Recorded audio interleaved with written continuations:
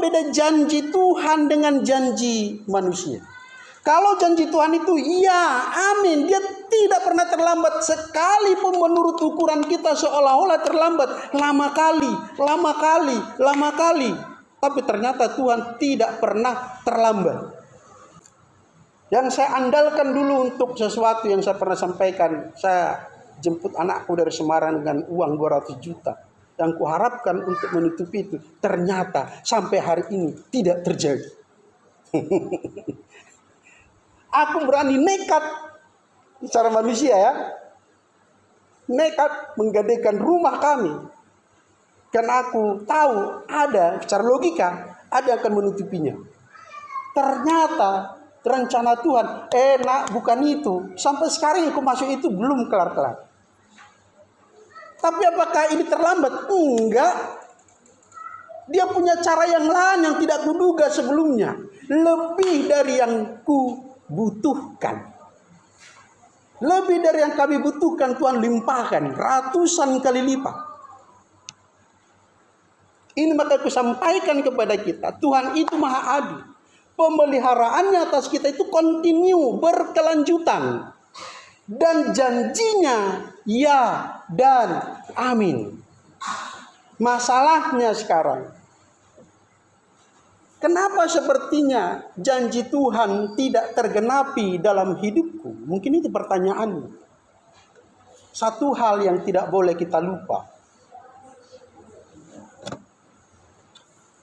Jangan lupakan ini. Keadilan Tuhan, kasih Tuhan, janji Tuhan, pemulihan Tuhan, itu terjadi dalam hidupmu bukan tergantung pada Tuhan. Bukan. Rencana Tuhan itu sudah jelas, ya dan amin. Siapa yang hafal? Yohanes 10 ayat 10. Pencuri datang hanya untuk mencuri, membunuh, dan membinasakan. Tetapi aku datang supaya mereka memiliki hidup dan mempunyainya dalam segala kelimpahan. Yeremia 29. Rancanganku adalah rancangan damai sejahtera. Jadi artinya Tuhan tidak pernah merancangkan yang tidak baik kepada kita. Janjinya itu sudah pasti untuk kebaikan kita. Tapi kenapa enggak terjadi? Masalahnya itu semua tergantung spiritualitas hidup kita masing-masing. Kalau orang Israel berdosa kepada Tuhan, mereka dibuang. Kalau mereka menyembah berhala, dibuang. Bertobat, dibawa pulang. Sama seperti kita. Kalau kita sudah ikat perjanjian dengan Tuhan, kita menjadi anak Tuhan, berarti ada konsekuensi yang harus kita pegang. Apa itu? Berusahalah hidup seturut dengan firman. Walaupun tak mungkin sempurna. Betul itu, nggak mungkin sempurna. Tapi ada upayamu. Nah, ketika spiritualitas kita sehat di hadapan Tuhan, pemulihan terjadi. Ujian datang, kita menang. Kenapa? Alam roh kita sudah memenangkan pertandingan kita. Kalau kita kalah dalam alam roh, natural kita juga menyusul kalah. Itu hukum Tuhan. Tapi kalau spiritualitas kita secara supranatural kita sudah menang bersama Tuhan, kita tinggal melangkah. Itu pengalaman Daud setiap berperang. Camkan ini baik-baik anak muda. Sebelum Daud berperang dia bertanya, apakah aku maju?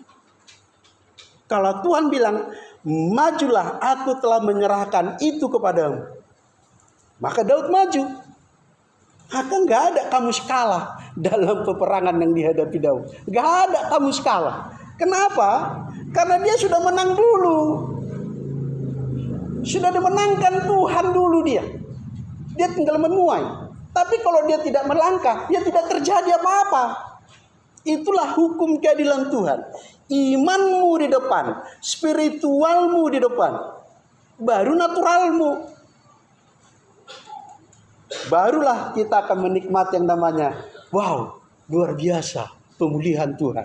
Wow, luar biasa kekayaan Tuhan. Wow, luar biasa kebaikan Tuhan. Kalau setengah-setengah nggak bisa. Memang nggak bisa. Akan terus diuji. Orang nggak lulus-lulus. Ujian hari ini nggak lulus, kan ulang lagi besok. Nggak lulus lagi, ulang lagi. Nggak lulus seumur hidupmu kan terus menghadapi pencobaan. Kenapa? Tak lulus-lulus. Dan itu aja pencobaannya, nggak naik-naik. Tapi kalau kita masuk, sepertinya pencobaan sebesar apapun, serius ya, sehebat apapun yang sudah sudah mengancam nyawa, sudah mengancam bangkrut, pokoknya sudah tinggal gelandangan, kalaupun hidup, nggak ada lebih parah dari sini ya. Tuhan memutar balikan. Siasat iblis tidak akan pernah berlaku.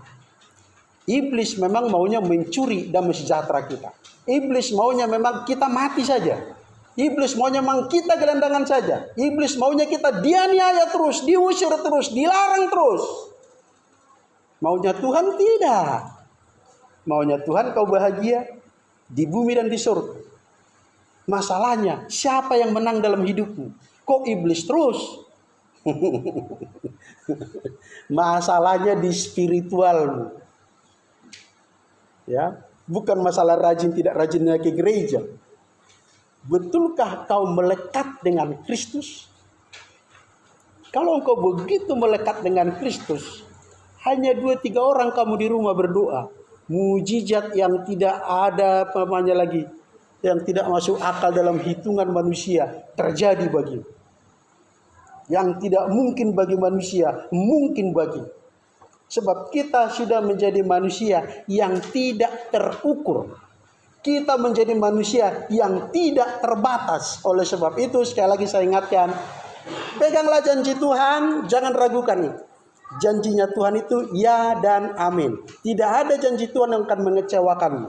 Tidak ada janji Tuhan yang merugikanmu. Semua janji Tuhan untuk kebaikanmu, untuk kebahagiaanmu. Percayalah, tunggu, nantikan janji Tuhan terjadi dalam hidup. Jangan andalkan kehebatan manusia.